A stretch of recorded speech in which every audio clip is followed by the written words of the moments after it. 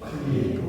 Alors, pourquoi ces réunions de service, j'aimerais que vous puissiez changer et qu'on puisse changer petit à petit de paradigme, c'est-à-dire changer notre regard sur la manière dont on voit la paroisse et surtout notre implication dans la paroisse.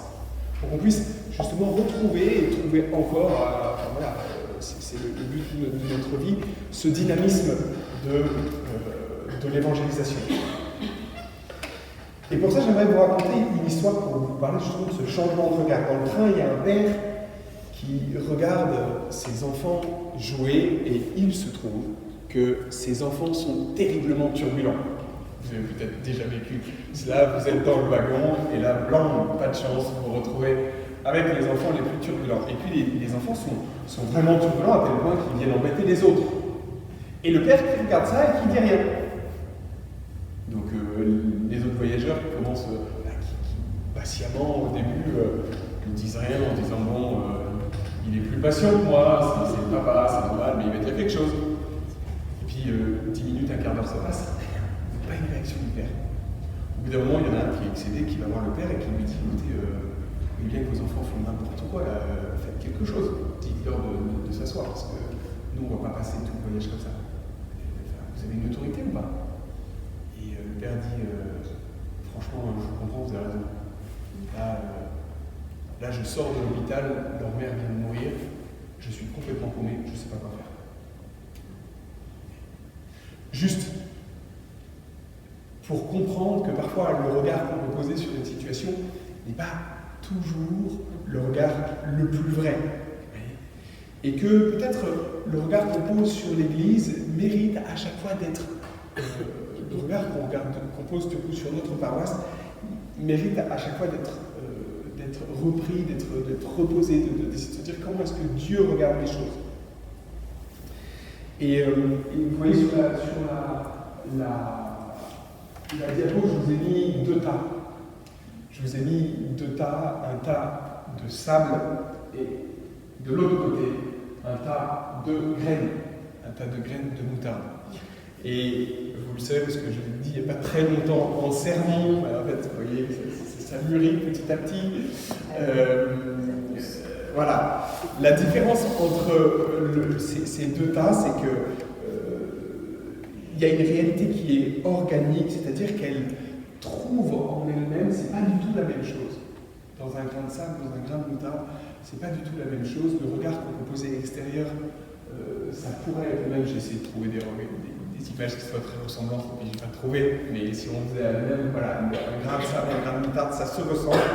Et pourtant, c'est complètement différent parce que dans le cadre du grain de moutarde, elle trouve en elle-même, la graine de moutarde trouve en elle-même la force vitale, la capacité même de se reproduire. Alors que l'autre, vous savez, c'est une réalité inamovible et inerte qui ne donnera jamais, qui ne croîtra jamais. Et vous voyez, lorsque le Christ nous parle de l'évangélisation, lorsqu'il nous parle dans ces paraboles, si vous faites un peu attention, vous vous rendez compte qu'en fait, il prend pratiquement toujours des images issues de l'agriculture. On pourrait se dire, oui, parce que c'est beau, c'est joli, etc. Mais en fait, c'est pas si naturel que ça. Si on regarde ce qu'il a fait pendant 30 ans, il est charpentier. Or, le menuisier, le charpentier, c'est un travail technique. Et donc il aurait pu prendre d'autres images issues précisément de la technique, et pourtant, il prend pratiquement toujours des images issues du monde de l'agriculture. Voilà. Pourquoi ? Parce que je crois que précisément l'Église est une réalité vivante, et en tant que réalité vivante, elle a à s'adapter, elle a à croître, elle a un dynamisme interne qu'il s'agit pour nous de vivre. Donc, l'un des signes de la bonne santé d'un enfant, de n'importe quel être vivant, c'est la croissance. un enfant est en bonne santé, eh bien, on va regarder s'il grandit, s'il se porte bien, s'il s'épanouit. Moi, je me souviens très bien lorsque j'étais au séminaire, lorsque je suis rentré au séminaire, j'étais pas du tout sûr de moi. Je suis rentré parce que dans ma vie personnelle, j'avais senti cet appel depuis longtemps, auquel cet appel, j'y résistais parce que je ne comprenais pas trop comment je pouvais être heureux en tant que prêtre. Mais je sentais quand même que j'étais appelé. Donc à un moment donné, j'ai dit au Seigneur, ok, j'essaie. Je prends un an, je viens de finir mes études, je prends un an, je rentre au séminaire. Je me souviens très bien des premières réactions lorsque je suis rentré, parce que je suis rentré du jour au lendemain. Il valait mieux que je ne me pose pas trop de questions. Et donc, quand je suis rentré au séminaire, je suis resté 4 jours à la communauté Saint-Martin et je suis rentré le week-end à la maison, donc à Avignon. La communauté Saint-Martin, à l'époque, c'était à Candé-sur-Meudron, donc c'était loin. Et donc, j'avais un week-end pour dire à mes parents que je rentrais au séminaire et qu'il fallait me déménager, prendre quelques affaires et remonter. Alors, mes parents étaient comme ça. Et moi, je me souviens très bien, le soir, je regarde du coup sur internet ce qu'on dit sur la communauté Saint-Martin, que je connaissais depuis 4 jours, donc je la connaissais pas très bien, moi. Et donc je regarde le planning des séminaristes, et je me dis, mais tu tiendras pas 2 semaines. C'était levé 6 heures, machin, il y avait des prières tout le temps. Et je me suis dit, mais c'est pas possible, tu es complètement malade. Bon bref, je suis rentré. Et pourquoi je vous raconte ça? Parce qu'au bout de 5-6 mois, je fais un point avec Don Louis Hervé, qui était notre responsable de formation. Et Don Louis Hervé me pose une question finalement qui m'a marqué profondément, parce que je me suis dit, il me dit, mais en fait, moi, depuis que je te vois, je vois que tu grandis. Je vois que tu t'épanouis.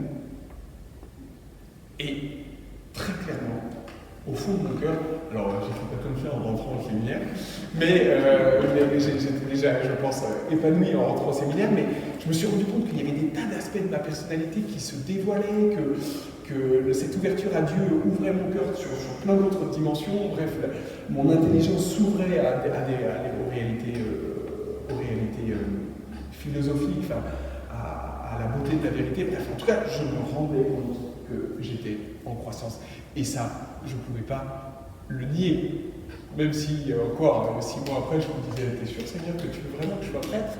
Je me suis rendu compte que profondément, je m'épanouissais et que dans cet épanouissement-là, j'y ai vu un signe de bonne santé et donc du fait que j'étais à ma place, que j'étais rentré dans ce dynamisme. Lorsque le Christ lorsque le Christ crée des disciples, fait des disciples, a des disciples avec lui, il ne leur dit pas d'abord soyez des disciples. Et il leur dit, parce que pour nous ça compte aussi, il leur dit faites des disciples.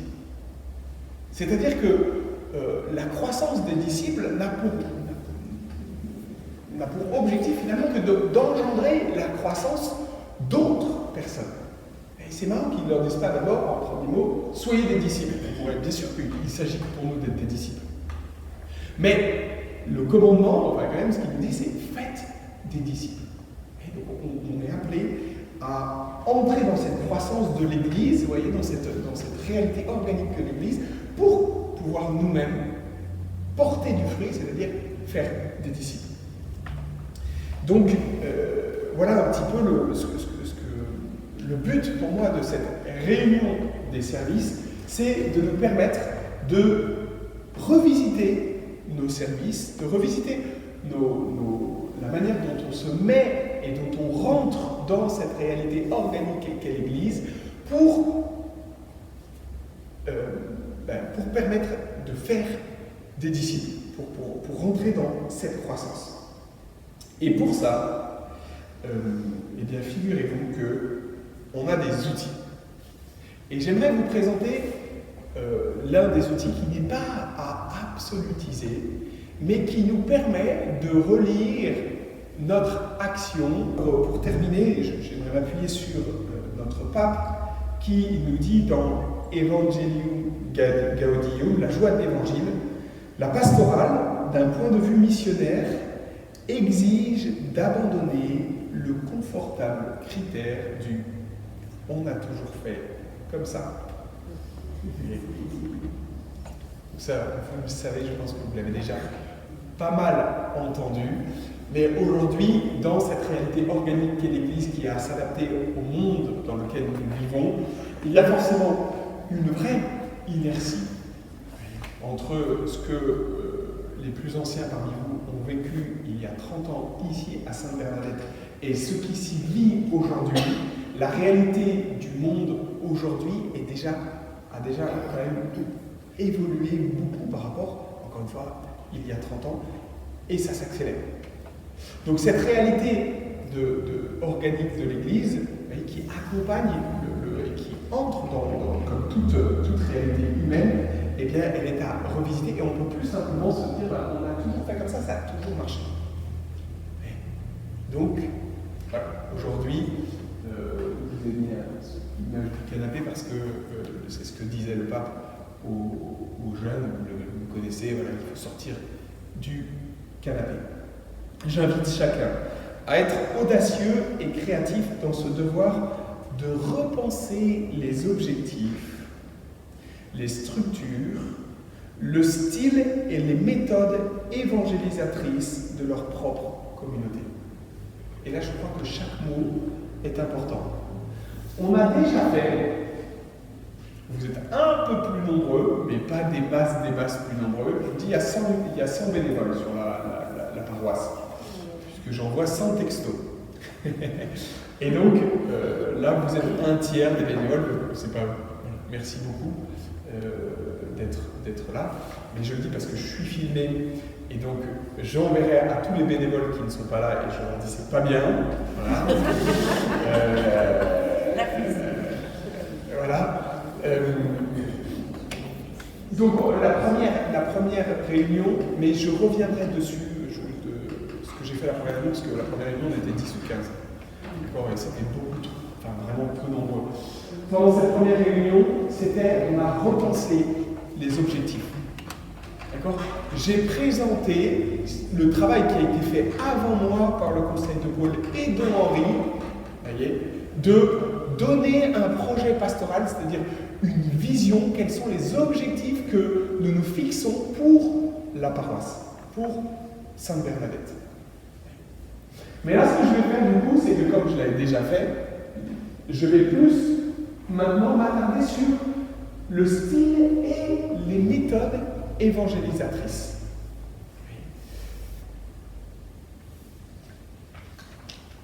Donc là, donc ça c'est le fruit de la dernière réunion des services. Suite à cette réunion des services, on a fait ce petit livret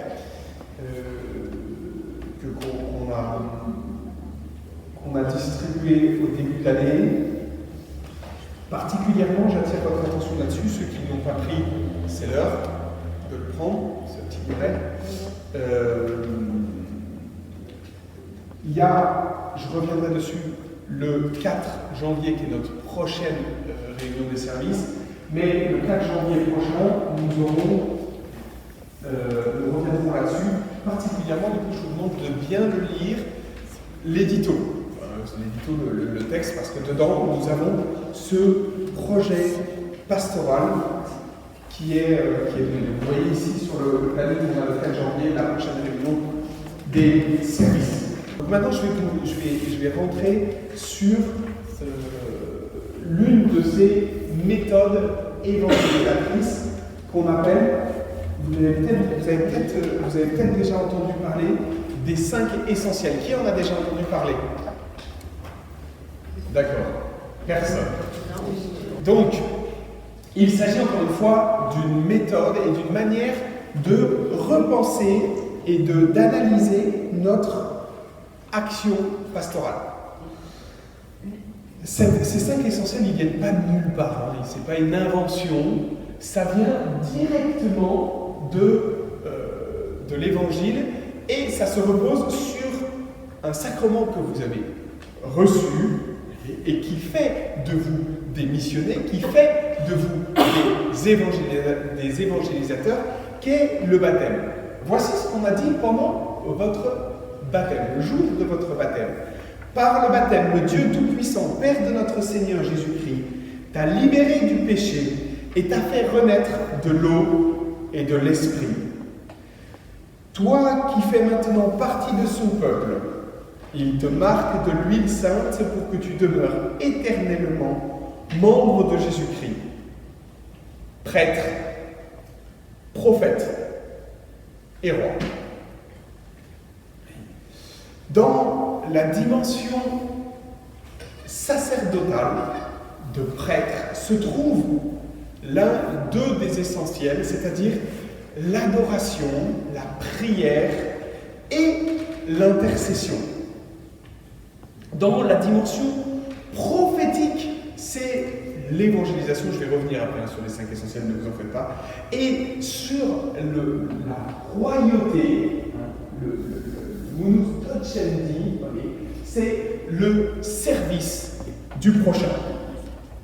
Donc, maintenant je vais m'appuyer plus sur la parole de Dieu, sur Actes 2, 42. Dans l'Église primitive, elle a développé cette Église primitive en tant que réalité organique toute fraîche, donc la puissance de la graine qui, au début, tombe dans la bonne terre et qui, du coup, a une croissance très forte. On sait que, pour nous, l'Église primitive est un modèle. Oui, c'est un modèle. Or, dans les Actes des Apôtres, il nous est dit que les premiers chrétiens se montraient assidus à l'enseignement des apôtres, fidèles à la communion fraternelle, à la fraction du pain et aux prières. Tous les croyants ensemble mettaient tout en commun, ils vendaient leurs propriétés et leurs biens et on partageait le prix entre tous, selon les besoins de chacun. Et chaque jour, le Seigneur adjoignait à la communauté ceux qui seraient sauvés. Et bien, c'est dans cette phrase des Actes des Apôtres que se trouve comme résumé, comme condensé, ce qu'on appelle les 5 essentiels. Le premier des essentiels, c'est la formation. Les premiers chrétiens étaient assidus à l'enseignement des apôtres, c'est-à-dire qu'ils se sont formés. Ils se sont formés auprès de ceux qui ont été formés par le Christ. Donc ils ont reçu. C'est la réception. Ils ont reçu un enseignement. De cet enseignement, ils l'ont construit ensemble et ils ont cherché à le vivre ensemble dans une dimension communautaire, dans une dimension fraternelle. C'est pas chacun pour soi. D'ailleurs, on ne grandit en formation que lorsqu'on est capable de partager. Et vos parents qui vous disaient, en tout cas moi les miens me disaient, quand je disais je sais mais j'arrive pas à dire, ils disaient une phrase que j'ai oubliée, mais c'était un vers là, ce qui se conçoit bien s'énonce clairement et les mots qu'on veut dire viennent aisément. Vous voyez ? Et donc de fait c'est très vrai, c'est elle qui... et donc en fait on a besoin, vous voyez, quand on partage ce qu'on vit, eh bien on se l'approprie aussi. Donc cette dimension de communion fraternelle. Ils étaient fidèles, les premiers chrétiens se montraient fidèles à la fraction du pain et aux prières. C'est l'essentiel, on verra, qui est le premier en fait, dans l'ordre logique des choses, qui est vraiment cette adoration, cette relation avec Dieu. La fraction du pain, c'est l'Eucharistie, et aux prières, la prière, c'est par excellence la relation à Dieu, ce qui nous unit à Dieu. Tous les croyants mettaient ensemble, mettaient tout en commun, ils vendaient leurs propriétés et leurs biens. C'est pour les mettre au service les uns des autres. C'est la dimension du service, qui est le quatrième de ces essentiels. Et enfin, et chaque jour, le Seigneur adjoignait à la communauté ceux qui seraient sauvés. C'est la dimension de l'évangélisation. Vous avez ici ce qu'on appelle les 5 essentiels. Ces 5 essentiels, ils se retrouvent dans la vie du Christ. Il se retrouve dans la vie de Jésus. C'est les grandes composantes d'ailleurs de la vie du Christ. Bien sûr, l'adoration. Voyez, combien de fois je vous l'ai dit à chaque fois pour la nocturne, à chaque fois qu'il y a la nocturne, je vous dis attention, regardez l'Évangile. L'Évangile, il ne cesse de faire mention que le Christ passe à la nuit en prière, parce que le jour, il n'a pas le temps. Mais le nombre de fois où on cherche Jésus dans l'Évangile pour parler avec lui, on ne le trouve pas parce qu'il était parti pour être seul avec son Père.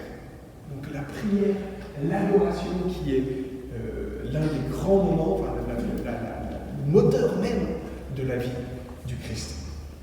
Le Christ s'adjoint, dès qu'il commence sa vie missionnaire, sa vie publique, il s'adjoint tout de suite des apôtres. Il ne veut pas vivre seul son ministère. Tout de suite, il a des disciples et ils vont vivre avec ces disciples qui grossissent au fur et à mesure. Il y a un cortège de personnes qui le suivent, des femmes qui le suivent, ses apôtres, ses fidèles. Il a voulu vivre cette amitié. Il pleure son ami Lazare. Il a vécu une amitié, une fraternité forte. Le Christ, ça va peut-être vous marquer, mais il s'est formé. C'est pas pour rien que le Christ est resté 30 ans dans le silence. Le Christ a appris à devenir un homme. Il a appris à l'école de la Sainte Famille. Il a appris de Joseph son métier. Il a appris de Marie les qualités de cœur dans son humanité. Dans son humanité. Il a grandi. Il s'est formé aux Écritures. Bien sûr, il était le Fils de Dieu. Mais dans son humanité, sa mémoire, l'apprentissage, il a appris, il est allé à l'école. Il connaît les Écritures. Et il les connaît par cœur. Par le cœur, et aussi dans sa mémoire. Il s'est formé. Puis bien sûr, alors la dimension du service dans la vie du Christ, on ne va pas trop la développer, c'est évident. Je ne suis pas venu pour être servi, mais pour servir. C'est le lavement des pieds. Ce que j'ai fait, ce que je vous ai fait à vous, faites-le vous aussi, les uns aux autres. Le Christ, d'ailleurs, dans sa vie aussi, a servi ses parents. Dans sa vie cachée, il a été au service. Et enfin, pendant ces 3 ans, le dernier des essentiels qu'on n'a pas encore vu, c'est l'évangélisation. Bien sûr que le Christ est sorti. Il est sorti pour annoncer cette bonne nouvelle. Comme il m'en coûte, je suis venu allumer un feu sur la terre, et comme il m'en coûte que ce feu ne soit pas encore allumé. Donc, bien sûr, ces 5 essentiels ne sont pas exhaustifs, ils ne sont pas normatifs. Mais ça nous aide de les garder à l'esprit, de ne pas oublier une de ces dimensions-là dans notre service. Dans les commandements aussi, le Christ, on retrouve ces 5 notions. Allez donc de toutes les nations, faites des disciples. C'est l'évangélisation et la communion fraternelle.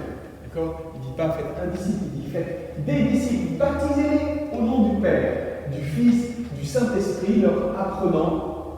Il s'agit bien d'une connaissance à transmettre aussi, leur apprenant à garder tout ce que je vous ai prescrit. D'accord ? Et puis dans le grand commandement, les 2 grands commandements, tu aimeras le Seigneur ton Dieu de tout ton cœur, de toute ton âme, de toute ta force, c'est l'adoration, la prière. Et enfin, tu aimeras ton prochain comme toi-même. De ces 2 commandements dépendent toute la loi et les prophètes. Tu aimeras le prochain comme toi-même, c'est-à-dire tu te mettras au service de ton prochain. Donc peut-être pour vous aider, Et on va le faire ensemble parce que tout ça, ça peut paraître. Après, on se dit, ouais, qu'est-ce qu'on retient? Pour vous aider, ceux qui ont un petit peu rationalisé, enfin en tout cas pensé ces 5 essentiels, ils ont eu la bonne intelligence de le mimer. Et du coup, je vais vous le mimer pour retenir, vous aider à retenir ces 5 essentiels. Le premier, c'est la prière. La prière, c'est les mains vers Dieu. D'accord? On se tourne vers Dieu. Ensuite, vous avez juste à baisser vos bras pour dire, voilà, Seigneur, c'est la dimension de fraternité. Donc, la prière, vous voyez, la fraternité, où on accueille le frère. Ensuite, le service, vous voyez, on se met au service. Vous voyez, donc on s'abaisse pour se mettre au service. Et ensuite, les 2 autres mouvements, la formation, je reçois. Je reçois en moi cet enseignement pour ensuite l'évangélisation, le redonner. Je reçois et je donne. Donc, la prière, la communion fraternelle, le service, la formation et l'évangélisation, qui sont les 5 grandes dimensions qu'il faudrait qu'on puisse utiliser davantage pour relire notre action dans l'Église. Comment est-ce que justement nous nous insérons dans ce dynamisme propre à l'Église, dans cette croissance de l'Église qui doit être le signe de cette santé, de cette vie. Alors, la croissance, elle est toujours liée à un équilibre. D'accord ? Dans ces 5 dimensions-là, on n'est jamais au même niveau dans toutes ces dimensions. Il y a un équilibre à vivre. Déjà, juste avant de voir le tonneau, j'aimerais prendre quand même, parce que même si ce n'est pas parfaitement...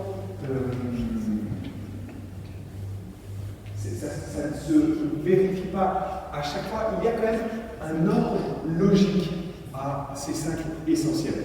Le premier qui fait naître tout le reste, c'est d'abord la vie de prière. C'est d'abord la rencontre. La graine de moutarde, elle est semée. D'accord ? Il y a une rencontre primordiale avec le Christ, avec Dieu dans cette relation.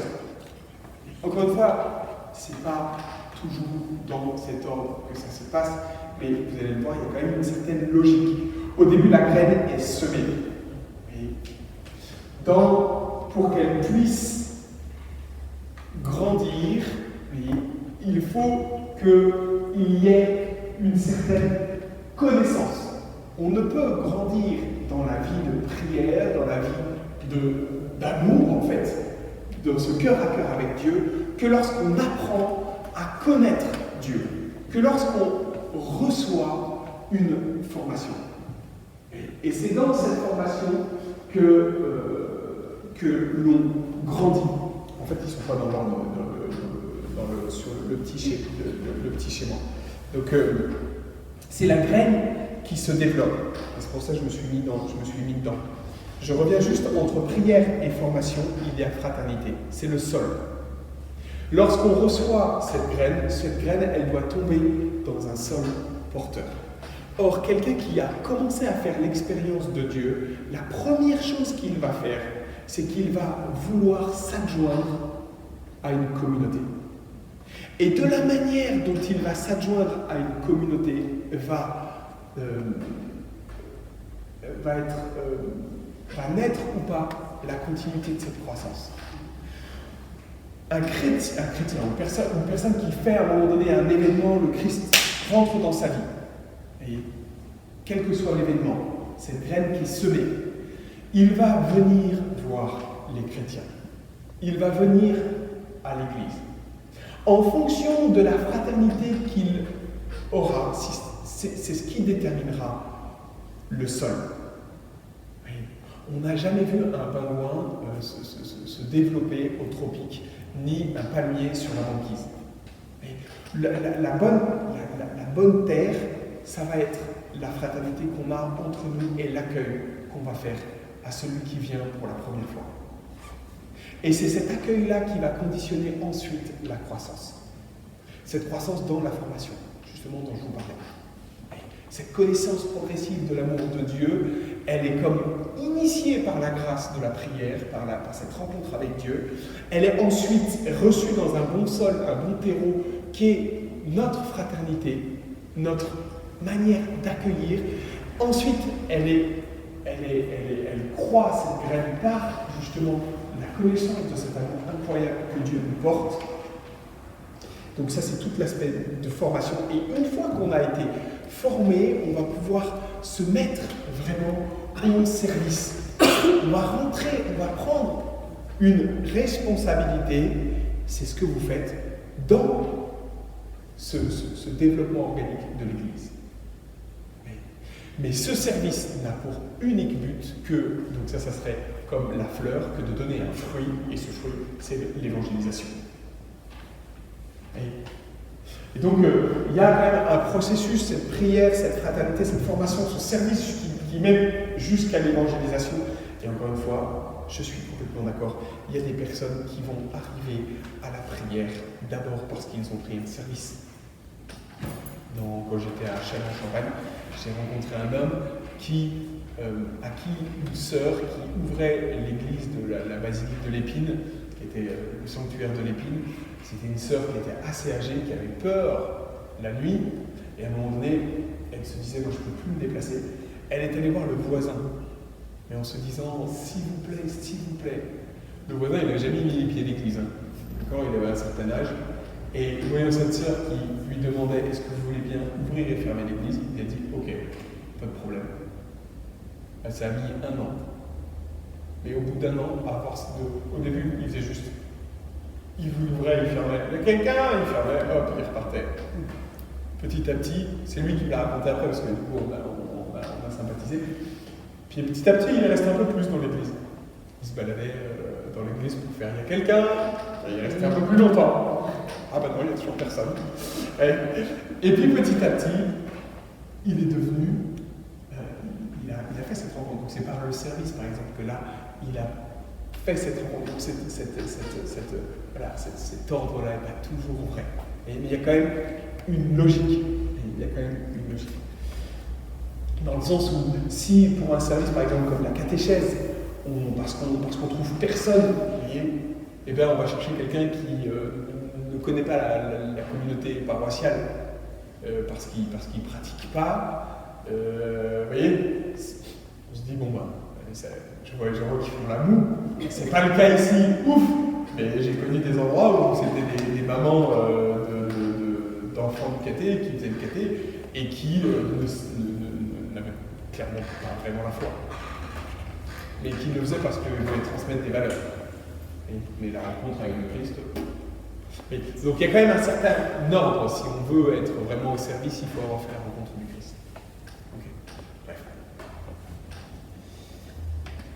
Je viens sur l'image là que vous avez du tonneau pour vous dire que ces 5 dimensions de la vie chrétienne, de notre vie chrétienne, elles doivent croître ensemble. Il doit y avoir un certain équilibre dans cette croissance. Si l'eau, c'est la grâce, voyez, que notre cœur contient, si le tonneau, c'est notre cœur, du coup, on comprend bien que les lattes verticales donnent la capacité de réception de grâce de notre cœur.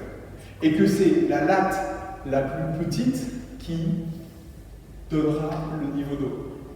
Oui. Et on n'a pas une croissance parfaite. Et donc il s'agit pour nous d'essayer de nous connaître davantage. C'est encore une fois un outil, je suis d'accord, mais c'est un outil qui marque quand même pas mal. De se dire, quel est mon point fort et au contraire, qu'est-ce qui peine dans ma vie spirituelle, dans ma vie avec le Christ. Donc bien sûr, en fonction du service aussi, que ce qui vaut pour une personne ça vaut aussi pour un service. Et ce qui vaut pour nous personnellement, ça vaut aussi pour un groupe. Et donc la paroisse, par exemple, quand je pose le regard sur la paroisse, je peux très bien appliquer ce filtre et me dire, à Sainte Bernadette, quels sont les points forts? Qu'est-ce que dans notre secteur paroissial, on fait bien, on fait avec cœur? Et au contraire, quelles sont les dimensions qui peinent un peu, sur lesquelles il faudrait qu'on puisse zoomer, qu'on puisse se dire, bah ouais, là, on a encore peut-être un effort à faire.